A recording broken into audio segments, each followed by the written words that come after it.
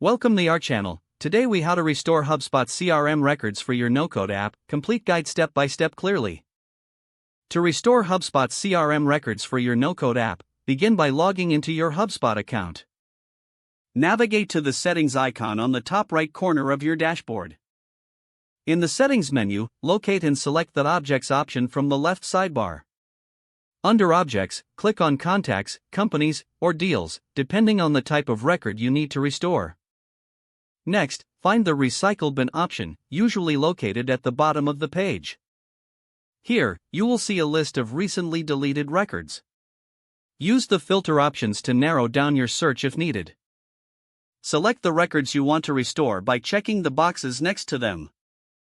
Once you've selected the desired records, look for the Restore button at the top right of the list. Click the Restore button to begin the recovery process. A confirmation pop-up may appear, prompting you to confirm the restoration. Confirm your choice to proceed with restoring the records. After the restoration process completes, navigate back to your main contact, company, or deal view. Check that the restored records are now visible in your CRM. If you're using a no-code platform, ensure that the integrations with HubSpot are updated to reflect these changes. Customize any properties or fields as necessary to fit your operational needs. Finally, run a quick verification to ensure data integrity and accuracy within your app. Your HubSpot CRM records are now successfully restored and ready for use in your no-code application. If the page does not load, refresh the browser or try again in a private or incognito window. Make sure you are using the correct email address, then retype it carefully to avoid small typos. If your password is not accepted, use the reset option and create a new strong password you can remember. Check your spam folder for verification or security emails, then complete any requested confirmation steps.